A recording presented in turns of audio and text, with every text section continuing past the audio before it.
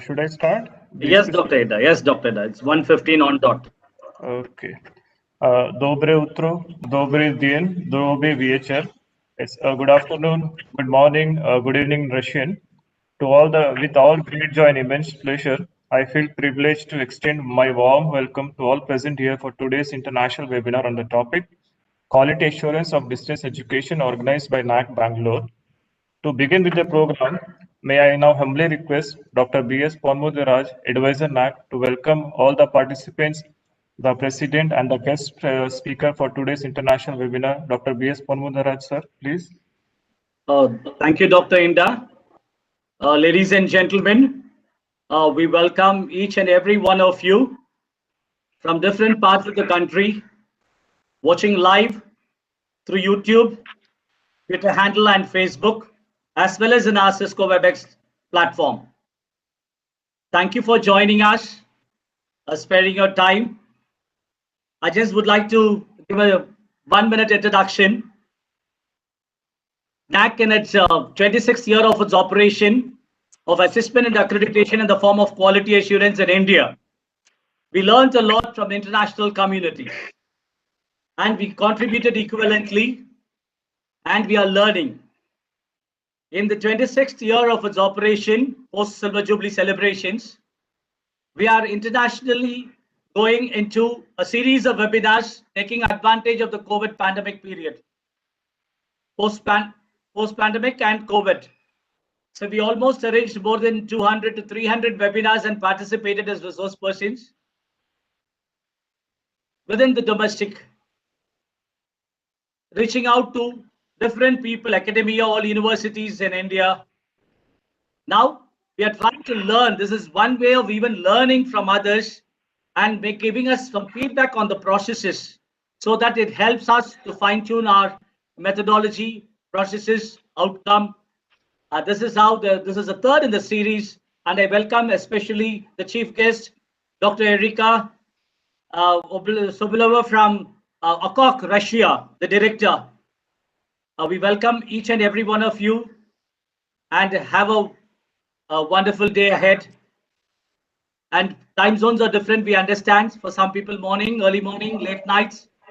Please encourage us and pose your questions. Dr. Erika will be more than pleased to answer all of your questions, and we can collectively share the thought processes. But these few words on behalf of the Director NAAC, Professor S.C. Sharma, on my personal behalf, on the entire team of the international community, especially, I welcome Dr. Erika and the audience. Thank you, ladies and gentlemen. Thank you, sir, for your warm welcome address that has made the room and the participants cozy and comfortable. Thank you once again.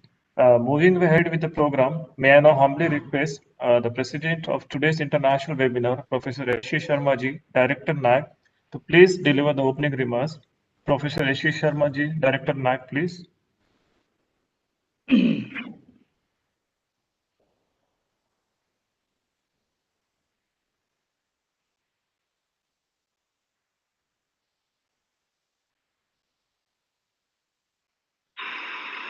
Respected Professor Erika Sobolova,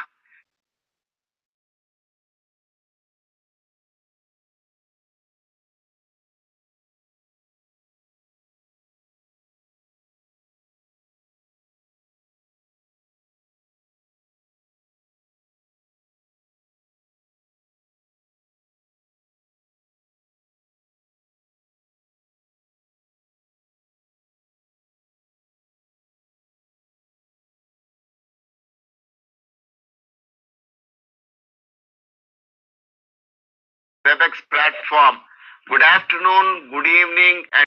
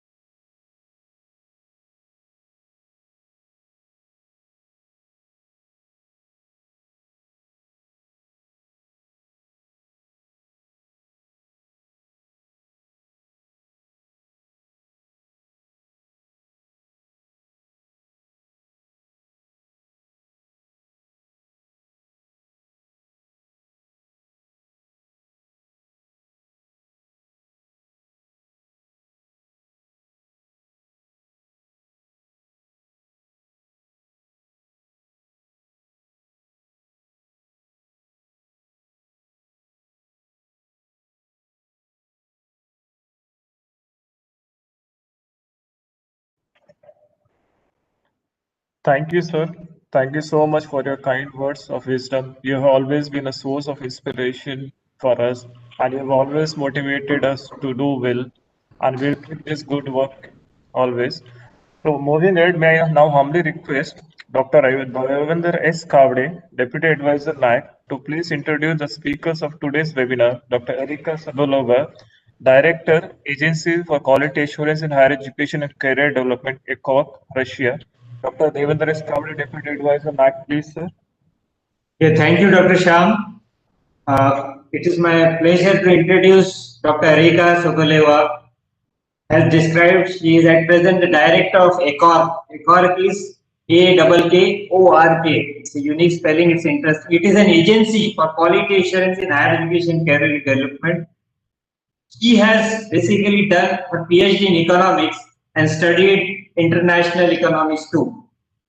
She was graduated in 2006. In 2008, she defended a thesis. Again, it's a very specific and different topic, that is competitive behavior of the IT consulting companies in Russia. A good topic, she has done a PhD on it. In 2009, she started working for the international office of the Agency for Higher Education, Quality Assurance and Career Development, that is ECOG. This agency is the first independent agency in Russia in the sphere of education, quality evaluation and quality assurance. Dr. Erika was co-opted board member in Inquire also in 2013-15 and was elected a board for the term, Inquire board for the term 2015-18 and 2018 till 21 till present. Erika was an APUKN board member from 2014 to 2016. In July 2016, Erika became the director of the ECOG in Russia. Dr. Erika's research interest lies in the areas of quality evaluation and quality assurance in education. In addition to e-learning, quality evaluation, quality criteria, quality assurance systems in different countries, and their comparison analysis also done by her. Erika has published more than 60 works on quality assurance. This is a commendable one, basically. Having such a versatile personality on our board is creditable for us for this particular session. Thus, now I request Dr. Erika Soboleva to please speak on the topic, her favorite topic, that is quality assurance of distance education. Dr. Erika, please. Thank you very much, dear colleagues, for inviting me for such an important event. It's my warm welcome to all for this event, and today is the quality assurance of distance education, which of course was developing in due course before the pandemic, but during the pandemic, and especially now when we are almost a year, I'm speaking about Russia, in the pandemic, it's good maybe to know what are the quality standards and what is happening in the world of quality assurance in terms of. I would now share my screen and we start the presentation. I was told that I have 45 minutes, so I will try to stick on to the time. Just a second. Hopefully you can see my screen. So as I told you, quality assurance of distance education is our topic today. We will see two things today. One, we will see the history of evolvement of the standards for assessment of distance education, and secondly, what is the state of the art of distance education now. So what standards do we have? How do they differ, or maybe they do not differ? And what should you in terms of, or what shouldn't you do in terms of the passing the accreditation through the multiple or one quality assurance body. And we will start with the standards for assessment of distance education with the history. On the slide, you see 3 icons. One of them is widely known.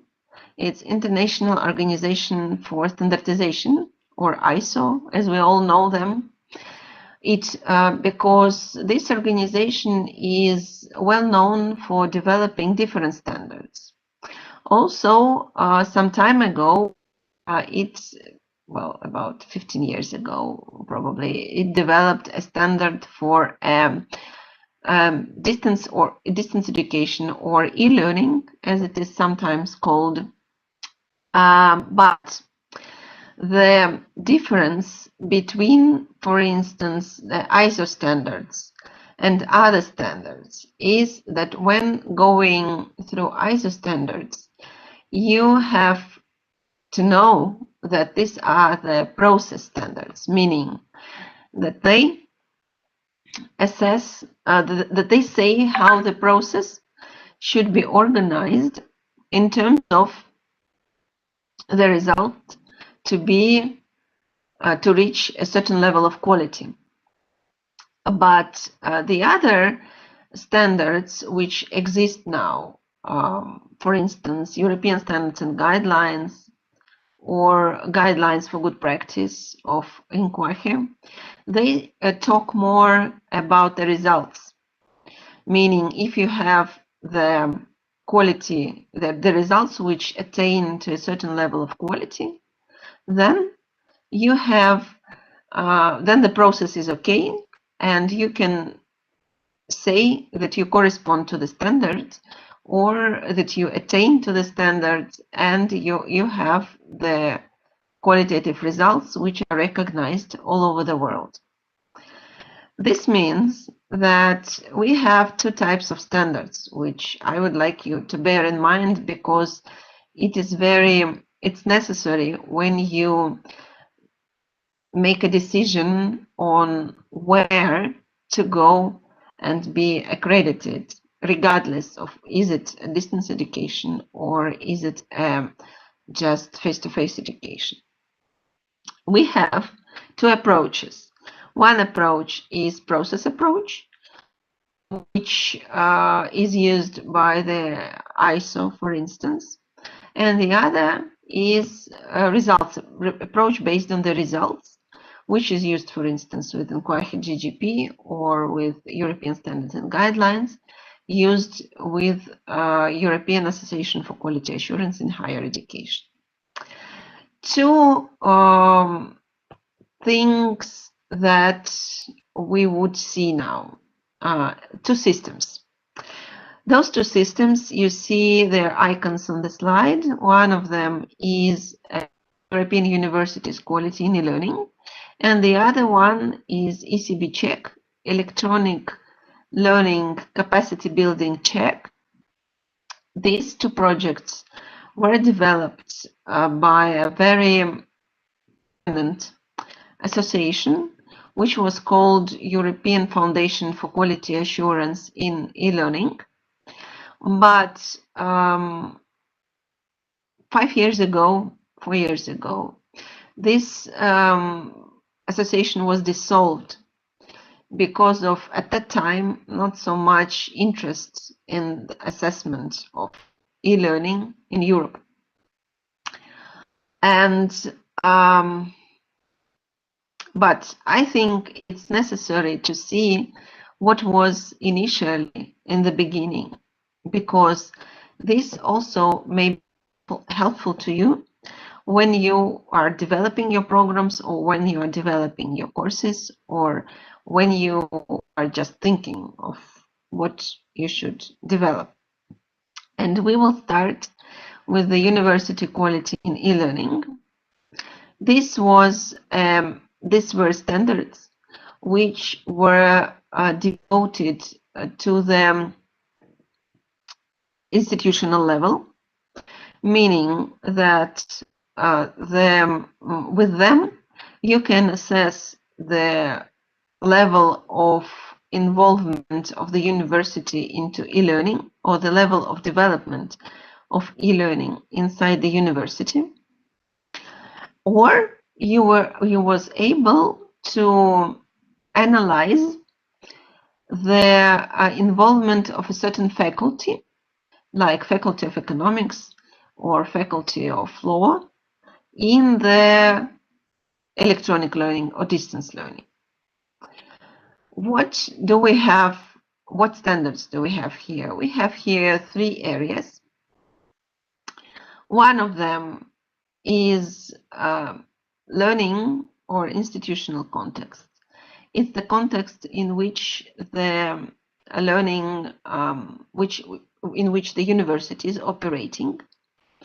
And first thing to see here is the strategy and e-learning, and this means how is the e-learning integrated into the strategy, into the development strategy of the overall university. Because the university not only have, if it wishes, have to do the e-learning, especially now, but it also should take this into consideration on any level of management, and especially on the strategic level. The second is standard is here commitment to innovation. For how much the university does invest time, resources, does it have any special department which is overlooking the integration of the innovation into the daily life of the university, into the educational programs or into the educational courses? Does it have some research in this respect? And how are the innovations integrated into the life of the university? And the third standard here was openness to the community. Here is meant, do you publish, for instance, the reports on your website, or do you publish the documents on quality assurance system on your website, or do you publish anything like course catalog or something else about student services on your website, as it should be all published on the website of the university. The second area here is learning resources. Here we talk about resources for learning, meaning what platforms are used, what standards are used in the university, what resources apart from the learning platform does the student have. For instance, does it have libraries? Or does it have online libraries? Or can he or she request any help through online? And so on and so forth. Students, the next area here. How are students treated? Are they online students and offline students treated equally? How do the university collaborates, or how does it involve students into the daily life of the university?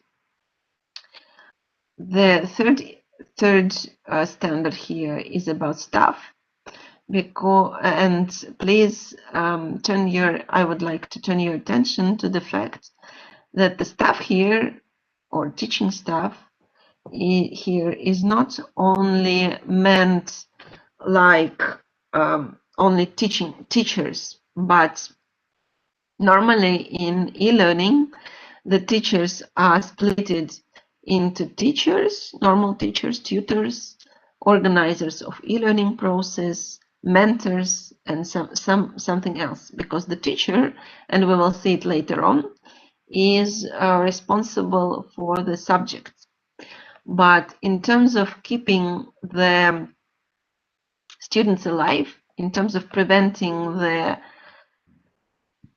or fostering the retention, so fostering the students to stay in particular course or particular programs, can be used different models. And one of them is that teacher is responsible for the subject, and tutors and mentors, they are responsible for keeping the students alive, so not to make them bored. They are facilitating different discussion boards and so on. And the last standard here is about technology and equipment strengths, meaning what technology does the university possess? What equipment is it used? Is it safe to use this equipment? Is it safe to use that technologies? Do you have anything special like protection of the intellectual property rights? And do you have something like backup plan if the technology or internet will go down, which is very important. The third area and the last area in these standards is the area about learning process. And here we have a quality of the offer. So any catalogs or services that you are offering to the they must be present on the website. They must be described the study process organization. The next standard here is assessment of learning. So how do you assess your students when they are totally online? How do you do this? What is the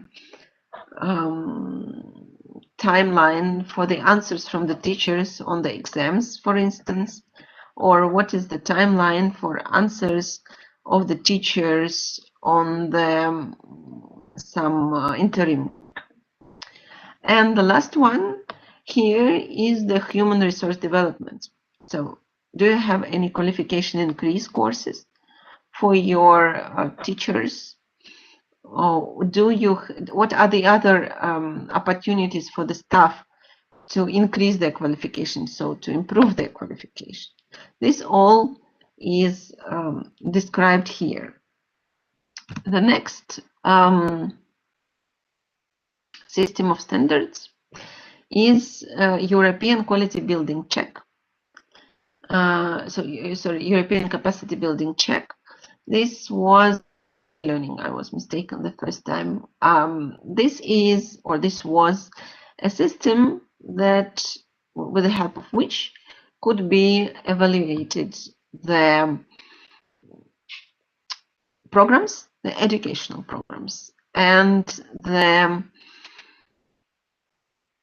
courses, where we understand that the course, several courses, well, a lot of courses constitute one educational program. What we have here. First one is information about and organization of the program. So what this program is about and how it is organized. What are different processes that are there? How do you control quality? And so on. In general. The second one is the target audience orientation. So at which audience is this program targeted?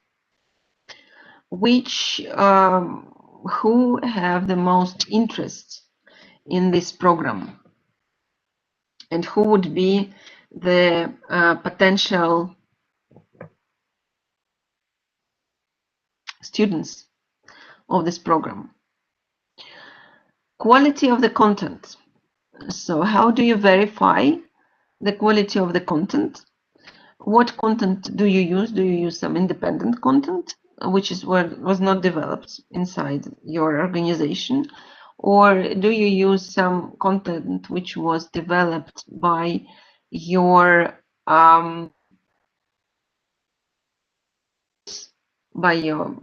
tutors or mentors, or in general by your academic staff? Quality of a program or course design. How the program or course is designed. What is the process of design, who participates in the design. Do the technical staff, for instance, participate in the design or not?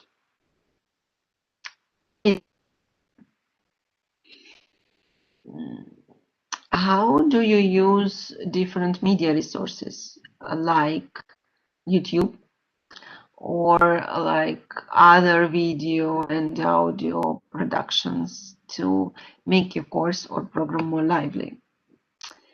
Number 6, technology. So here everything is clear. As in the previous one, what technology do you use? What equipment do you use? What is the infrastructure? Do you have any backup plans? How do you control the technology is working properly? And why particularly this technology you selected to be used inside this program or course? And of course, the last but not least, as we see, but probably the most important one, is the evaluation and review. So how do you evaluate the student knowledge inside the program, meaning exams, tests, project works, and all the rest? And how often do you review the program? So how often do you assess it externally, I'm sorry, and internally? That was all of what was before now. And now we are getting closer to the situation which is in place now, contemporary, and which standards can be used by you to assess your programs or your universities. We will speak about 5 systems I found that exist and are credible as for now. And the first one would be, probably you know this abbreviation, it is European Association for Quality Assurance in Higher Education. This is one of the 2 most important associations in Western Europe. It is dealing, the members of it, are only quality assurance agencies. The association itself is dealing with promotion and expansion of the European standards and guidelines.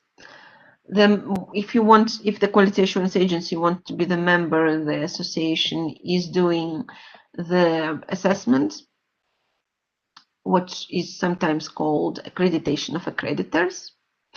And soon, based on this accreditation, without any further ado, would be made a decision on inclusion into the second most important organization in Western Europe, which is called European Quality Assurance Register. So these standards are basic. The standards that we see are basic, but they are basic or baseline for universities, because this association has developed 3 parts of the standards. First part is the standards for the universities, for their internal quality assurance system. Second is the standards developed for quality assurance agencies in order to assess the quality assurance programs. And the third is the other standards which were developed to assess the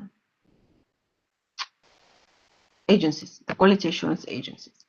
But since we are all here, mostly people from the university, we would talk, of course, about the standards that were developed, especially for the university. And the first, what is the history? A bit of history for the standards. They were developed back in 2005, and then in 2015 they were updated by according to the decision of the ministries of education, who signed the Bologna Declaration. But how did ENCA and why did ENCA came to e-learning or distance education? For a long time, since I started my work in Accorg, I remember that ENCA was not dealing with the assessment of the e-learning programs or distance education programs, because they were only establishing the system in the Western Europe. But as time was passing, they finally 3 or 4 years ago decided that they need to make a statement, or they need to make their own known their own view on how they think the e-learning should be treated from their own perspective, and could the European standards and guidelines be used when the university is doing for assessment of the e-learning programs or e-learning courses. And they found that basically the European standards and guidelines could be used for it. What did they do? They took the standards that you see on your screens, meaning that they, for instance, took policy for quality assurance, meaning that every higher education institution should have the policy for quality assurance. Design and approval of the program, meaning that there should be structured processes for the design and approval of the program in each university. Student-centered learning, teaching and assessment, that the learning should be student-centered, and that the teachers should foster this, and also it is required that the students know the assessment in advance. Student admission, progression, recognition and certification is about that the internal standards of the university should cover everything which is mentioned here, and all these procedures should be open to the public and be transparent. Teaching staff, that there should be some certain requirements for the teaching staff. Information and learning resources and student support, that this should be in place, different learning resources and student support. Information management, that the university should collect from different parts of the world the information, not of the world, of the university, and make use of it. So not only collect, for instance, how many graduates or how many research papers did this or that university publish, but to make use of those numbers. For instance, if the amount of graduates is decreasing, then maybe the program is too difficult to study, or if the scientific articles, the number of them is increasing, meaning that the people are starting to work harder, or maybe they want to transform into the research fellow and not to be a teacher. This all should be analyzed. Public information. that all the public information that the university has should be available to the public. It should be published on the website. Ongoing monitoring and periodic review of the programs speaks about the internal procedures in the university, that they should all have ongoing monitoring and periodic review. First internal, and then cyclical external quality assurance speaks about regularly the university should undergo the procedures of the external quality assurance. And when ENCA looked at those standards, they thought, what should they develop a new standards, or should they take those ones? They decided to take those ones, just making known the additional things that can be considered inside those standards when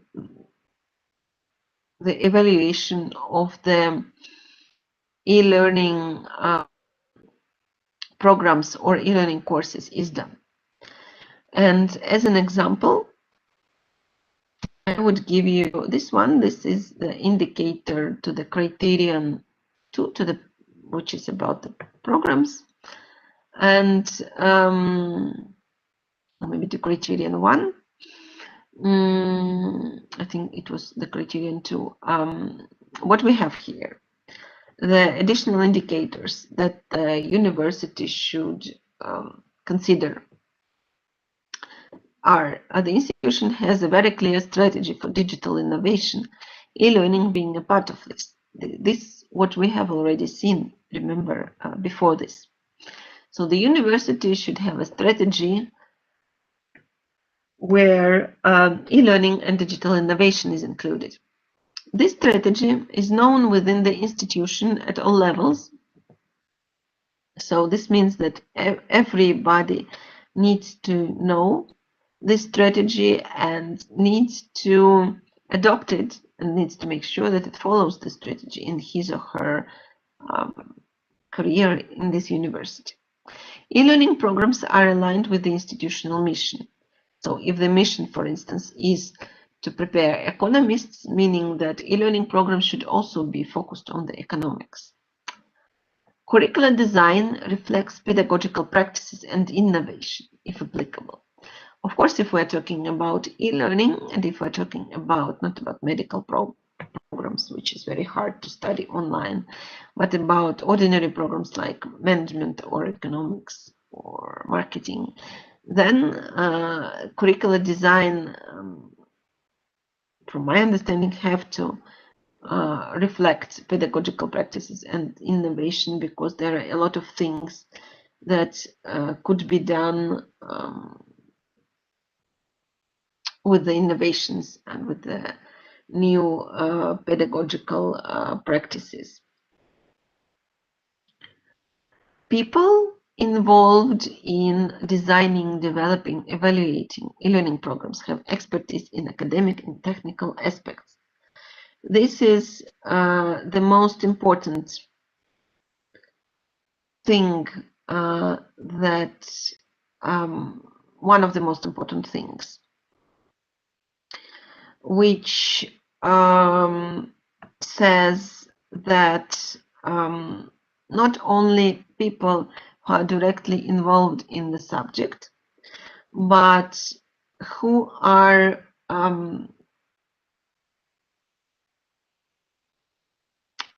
who have knowledge in technical aspects, like what platforms can be used for this or that subject, how to make it more interactive, also should be involved in at all stages of the designing of the e-learning programs.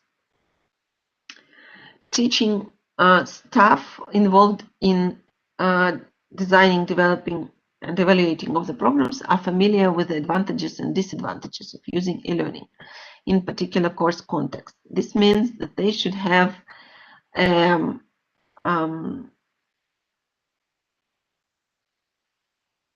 knowledge or a qualification increase courses or improvement of their qualification, so they should have experience in this. And of course, students needs to be considered when developing the e-learning model and the curricular design. So you should make sure that the students' point of views are taken into account in this respect. The next system that we are going to consider is the system which was developed by the European Association of Distance Teaching Universities, which is called EADTU. This is the this is the association which developed its own system for program evaluation or course evaluation, which consists of 6 standards, which you see on the screen. Strategic management, this is what we have already discussed about how the university is managed from the strategy. Curriculum design is what is the design of any curriculum of the program, how the course is designed, what are the processes, course delivery, how the course is taught, this is about this way. Staff support is about how the university supports its own staff, and student support is about how the students are supported when they have problems or when they don't have problems, but they want some information from the university. As an example, I will give you the inside information of the information which is inside the course design topic. And we see now that here we have four areas. One of these areas is course design, is educational strategy. The other one, which is split into some of the topics, one of which is educational approach. The other one, so what is the approach to education? The other one are blended learning models, meaning is your course fully online, or are some blended models used? For instance, part is face-to-face and part is online. Are there roles of tutors? What are the roles of tutors and mentors? Meaning, apart from purely academic staff, what are their responsibilities? Do they have to keep the discussion boards, or do they have to answer any students' requests, or what do they have to do? And the fourth one here is about independent learning materials, saying that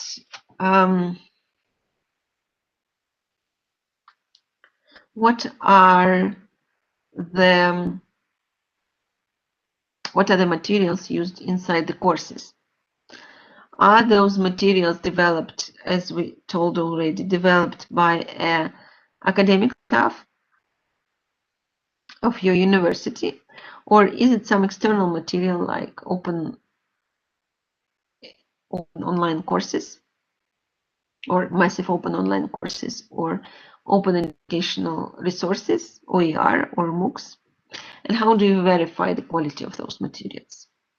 Number 2 here is the course design process. So how the courses or the disciplines are designed,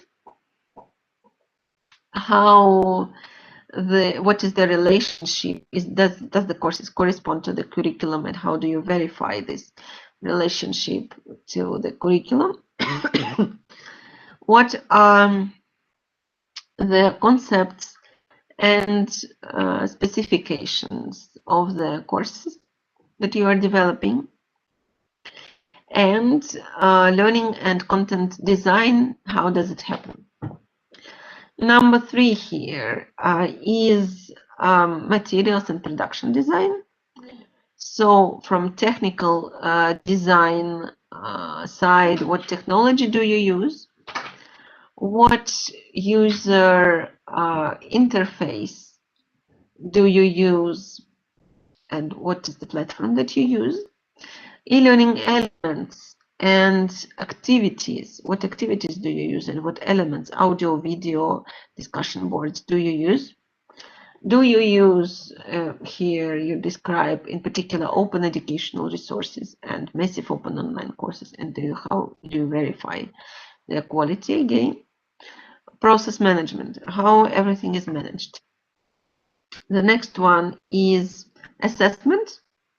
So how do you do assessment inside the course or inside the program?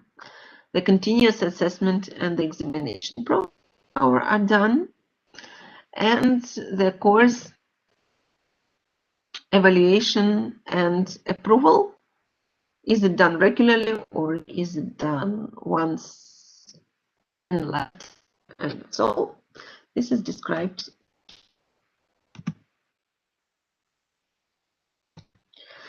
The next system which we will look into is the Distance Education Accrediting Commission standards. This is organization which is based in the United States of America.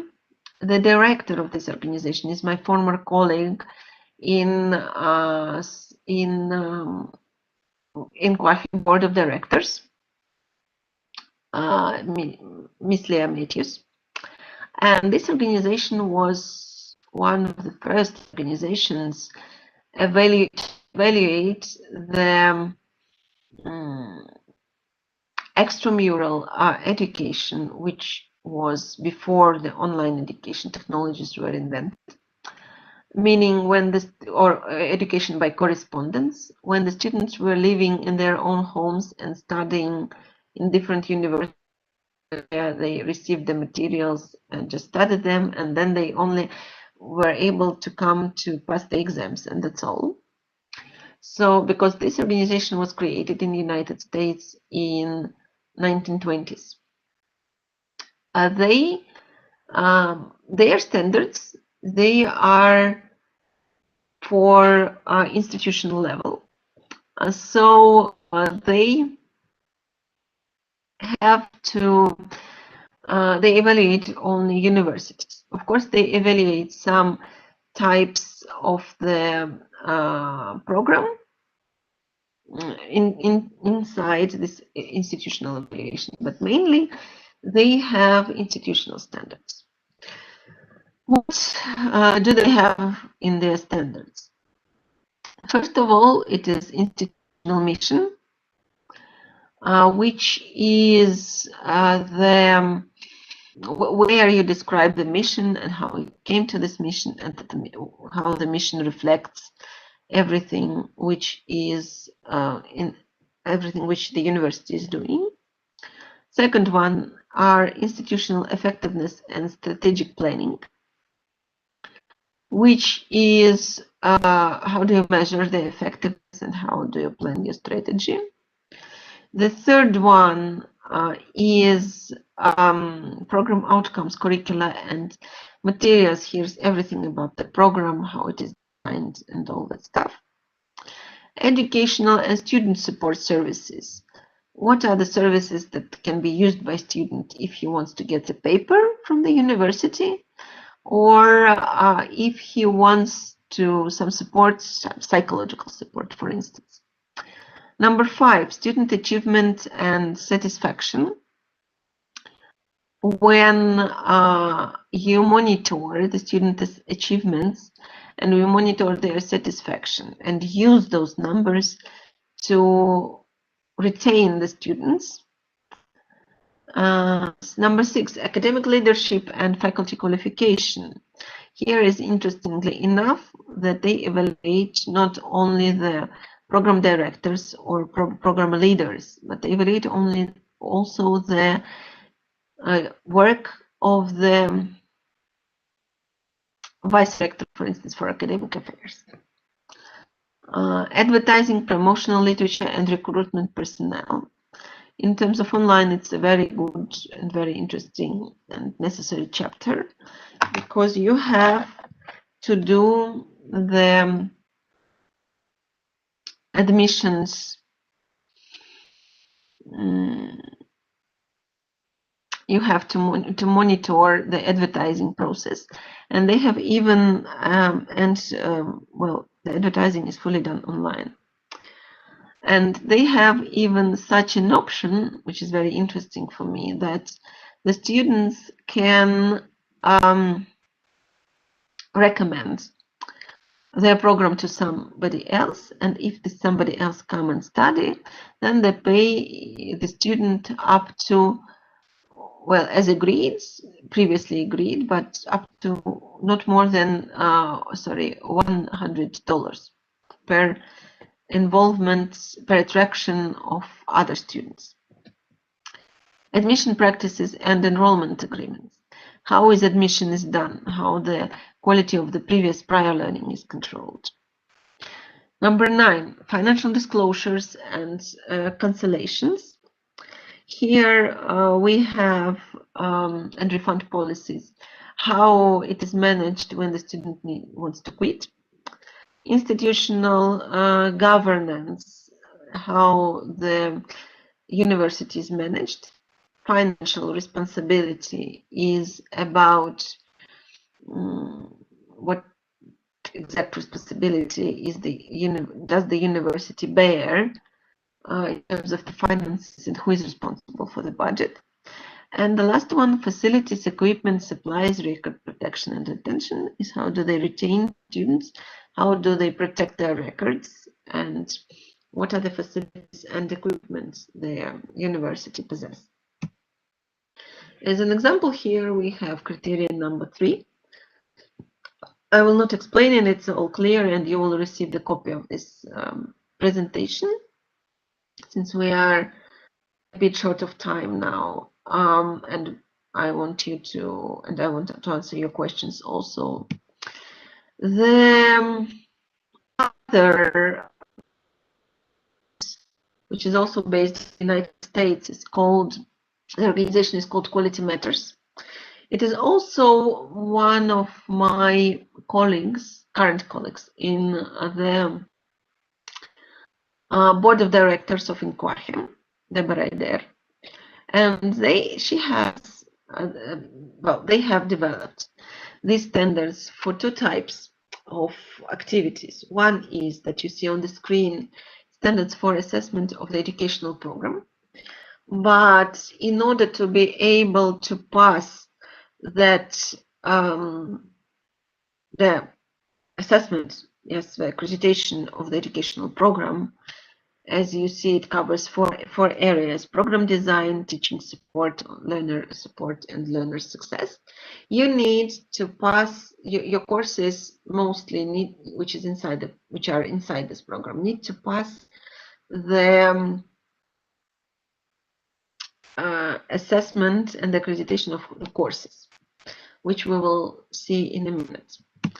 As an example, we have online program design. I will also not read it through because it contains some general things that we have already explained. And the second thing that the Quality Matters has developed is the course certification system, or the course accreditation system. Here you see they have 8 standards, which is quite similar to the EADTU standards in some parts. This is the example of what they have in criterion on learning objectives.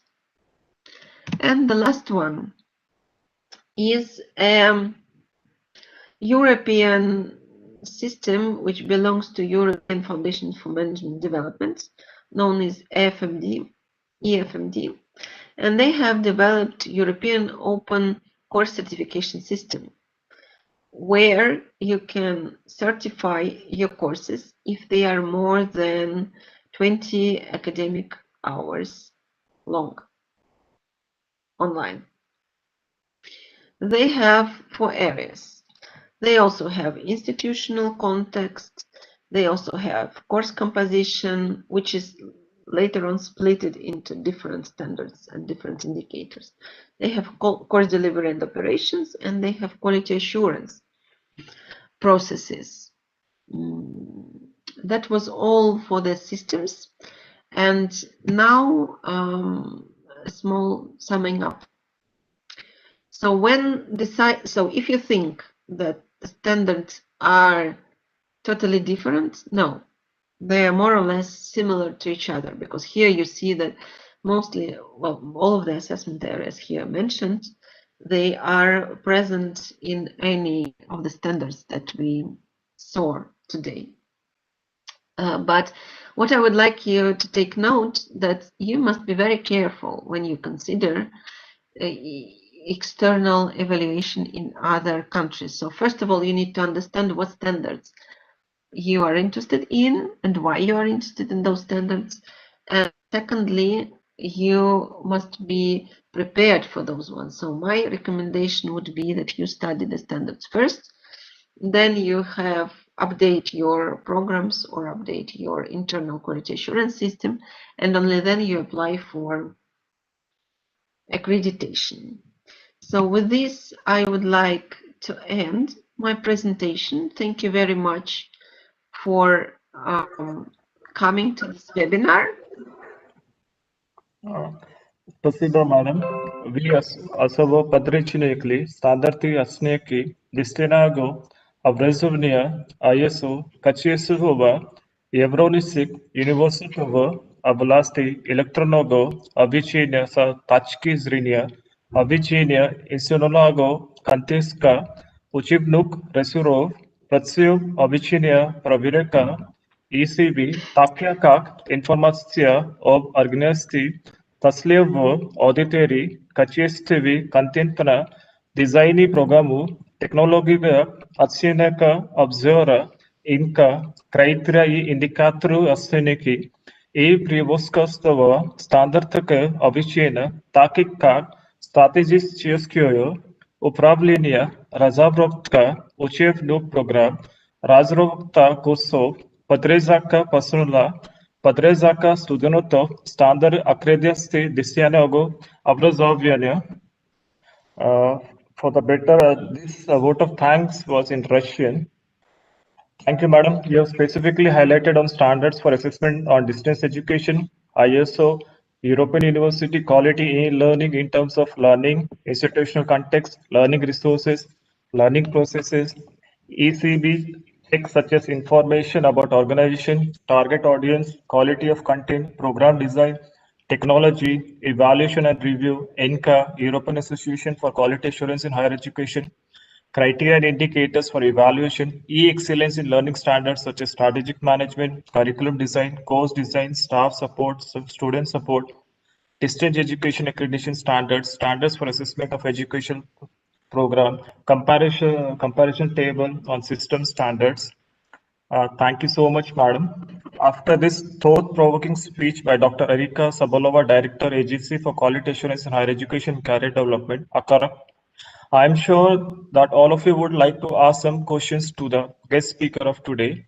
My request the participants to raise their hands so that we can unmute them one by one and ask their question to speaker. May I also request B.S. Ponmudra sir, Advisor NAAC and Samuel sir to please can we start with the question and answer session, sir? Yes, thank you, Dr. Inda. Thank you for this wonderful. And we will take up question answers. I request audience to be very, very brief. Make a question, a query, a remark, or a statement. And in case if there is some bandwidth problem, you can just always type it in the chat. So kindly let us be very, very brief and focused to the international expert. Over to Dr. Samuel. The first question on chat from Nima. Dr. Samuel. Yeah, for the benefit of the question, my organization provides the service for recognition of qualification, and since we are new in this field, we depend on the confirmation of study details from the awarding body. Since the session is on quality assurance of distance education, I would like to raise a concern about a situation. What if an institution provides distance education but credit hours is equal to full-time education? Will it still be distance education despite meeting the credit hour due to the nature in which the program is offered? This is what is the question from Nima Lam. Ma'am, would you like to answer, Erica? Yeah, well, if I got, thank you, Samuel. If I got the question right, the question is about technologies and that the program is realized online as it is in the done face to face.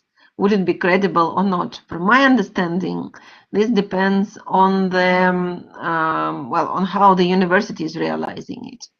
Because if, for instance, it's only it's the same materials, learning materials, and the only difference is that the students do not go to the to the university itself, but they stay at home and use WebEx or Zoom or whatever platform they wish, and receive some lectures or participate in the seminars. It would not be too good for them, because in this case they lack the interaction between each other, they lack the interaction between themselves and the teacher. My advice here will be that the university uses some interactive tools, which I mentioned a little bit during my speech. But of course, it also depends on the regulation in the country where they are realizing it. This would be my answer.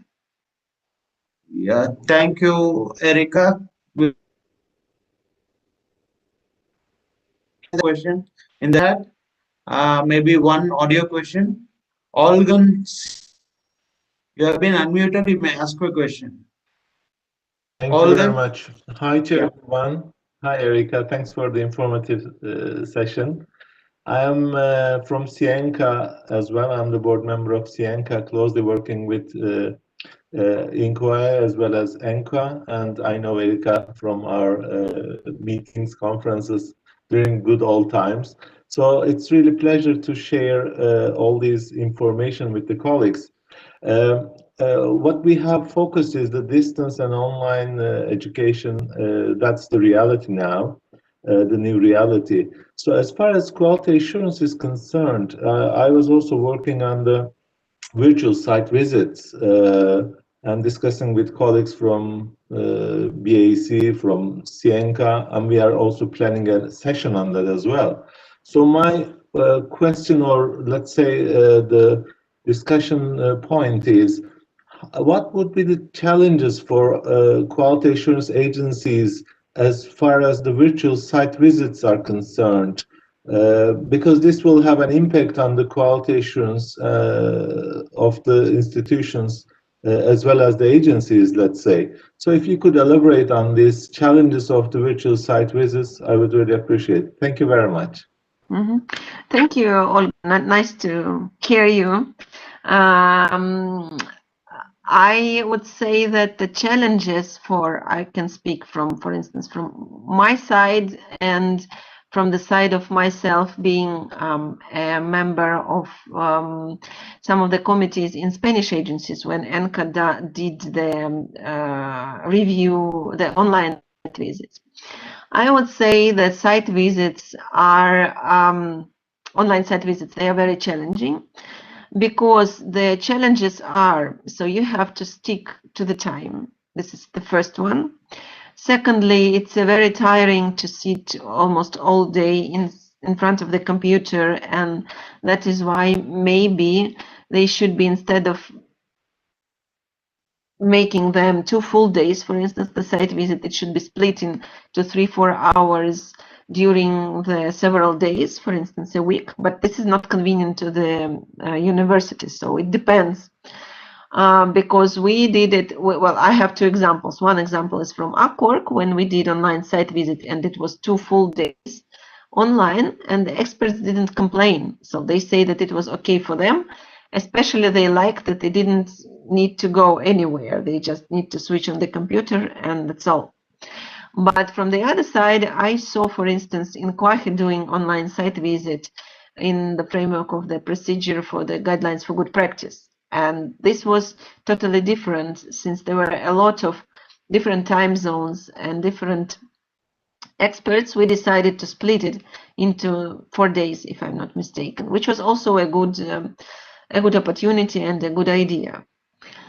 So if the next challenge is that being online, we can't verify actually the premises of the university or the some documents which we can do during the face-to-face. Which is also a challenge, but here, as during the site visit, it also lies, the responsibility lies also on the university, meaning that even if we see those premises, we can't for sure say that they belong to this or that university. So here, online can be more or less okay. Basically, that's all. This 3 main challenges, which I can talk a lot more about the challenges, but still 3 main challenges: the time, and the connection, of course, the 4th one, the connection, because even in Russia, if the experts are from different parts of Russia, the connection may not be very good for online visits. So we have connection, we have verification of the materials, and we have the length of the procedure. This is more or less what I have noticed so far, but I would be happy to share my experience in more details if you wish. Thank you, Erika. Appreciate it. And thanks to NAAC for the opportunity. Great, thanks. Appreciate it. Thank you. Dr. Samuel, any other questions? I don't find more questions. Maybe I'll request for the last time. If at all the participants wants to ask any question, you may raise your hands. We'll be able to unmute you and you'll be able to ask a question. This is the last call. Dr. Samuel, may I, on behalf of the host? Yeah. Dr. Erika, you were talking about DEAC, Distance Education Accreditation Commission, about the standards. I would like to get little attention on I went through the standards handbook on the 5th standard, especially on student achievement and satisfaction. And the universities is there any external quality assurance agency doing student satisfaction? Any kind of a survey or an opinion or on the process quality assurance? I didn't get the question, Dr. Raj. Can you on the 5th standard of DEAC, Distance Education Accreditation Commission? Yeah. You spoke about student achievement and satisfaction. Now, is there a quality assurance agency does, or the university itself does? It's the university itself. How does the university do its procedures in terms of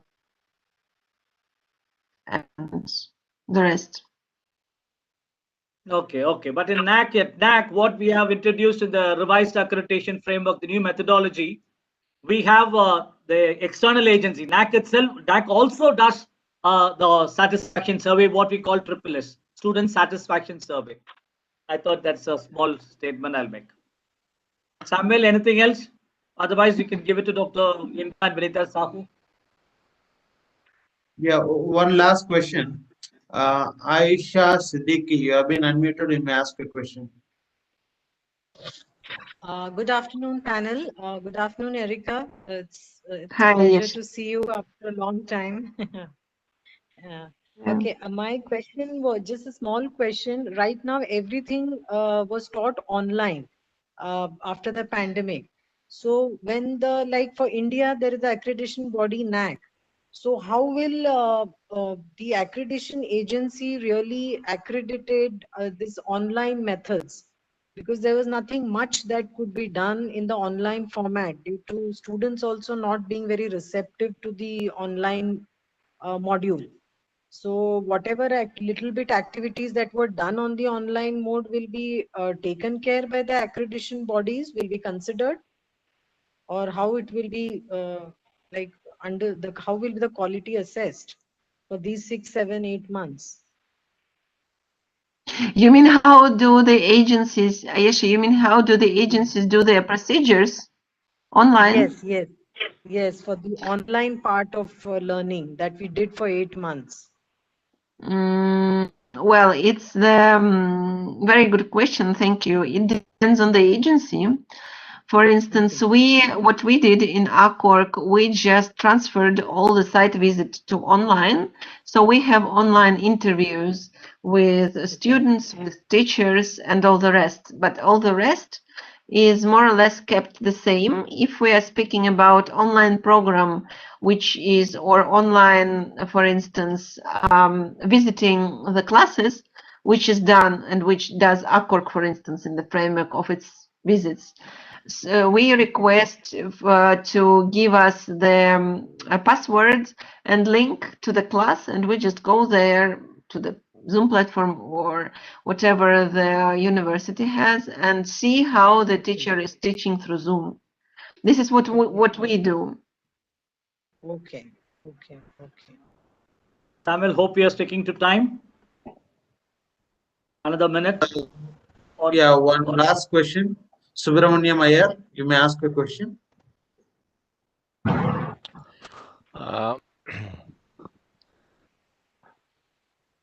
Since this, because of pandemic, we have extended our assessment for means the assessment was done in the. Am I audible? Yeah. Go ahead. So our assessment got extended till December. So in next NAAC, when we go for next NAAC, suppose if we go for next year, so it will be 2021 data or 1920 data that will be considered. That was my question. Okay, this question we will answer because we were expecting some questions for Dr. Erica. Already this I can answer straight away when it is there. It is already defined in the UGC website and NAAC website regarding the academic year 1920 and 2021. A policy decision has been taken. Okay. In addition to that, till which year data should be included, it is on our website also. We will communicate you through email also. Thank you, Dr. Subramanian. Okay, thank you. Dr. Inda and Dr. Take it forward. Yeah, thank you, Erica. Thank you, BSP sir, Samuel sir, Amaya sir, to responding to the queries and the questions raised by the participants. May I request Dr. Vinita Sahu, Assistant Advisor NAAC, to please deliver the expression of gratitude towards one and all present in this webinar. Dr. Vinita Sahu, please. Yeah, thank you, sir. Namaste to all. As all good things comes to an end, so is the webinar. So on behalf of National Assessment and Accreditation Council, I take this opportunity to propose a vote of thanks to all the people who were directly and indirectly involved in this webinar. To begin with, first of all, I would like to propose a hearty vote of thanks to our guest speaker, Dr. Erica Soboleva, Director ECORC, Russia, for gracing today's webinar and delivering her talk. Thank you very much, madam, for your interesting and thought-provoking talk. We are really enlightened with your knowledge and presence, and I'm sure that all the participants have taken note of your suggestions and will be discussing within their organization the action to be initiated at their level. Thank you very much, madam. Next, I would like to thank the torch bearer for this webinar, our respected Honorable Director Sir, Professor S.C. Sharma Sir, for leading and inspiring us in working towards the goal for conducting this webinar. We are immensely grateful and thankful to the sir for his constant support and guidance at all times. Next, I would like to thank the participants from around the globe who have participated in this webinar, and they have encouraged the morale of our speaker and organizers by their august presence and enthusiasm. Without your kind presence, we could not have accomplished what we have dreamt for. Thank you to all the participants. participants. Next, note of thanks to the International Webinar Committee at NAAC, especially to Dr. B.S. Ponmudiraj, Advisor NAAC, Dr. Devendra S. Kavde, Deputy Advisor NAAC, Dr. Shyam Singh Inda, Assistant Advisor NAAC. We are immensely thankful to our ICT team at NAAC, headed by Professor Amya Kumar Rath, Senior Advisor NAAC, and Mr. Samuel and his team for providing all the technical support at their end. Thank you very much. We are also thankful to all the NAAC officers, advisors, deputy advisors, assistant advisor, various department staff who have helped us for organizing this event. Last but not the least, we are thankful to each and everybody who were directly and indirectly involved in making this event a great success. With these warm words and a kind message, we move to the end of today's webinar. Thank you one and all, and have a great day ahead. Thank you, sir. Thank you. Yeah, thank you, Dr. Vinita Sao, for such beautiful elaboration on the expression of gratitude. With the permission of Amir sir, DSP sir, can we end the program, sir? Yeah, Dr. Samuel, kindly, and thank you, Dr. Erika. Thank you, bye-bye, audience. Yes.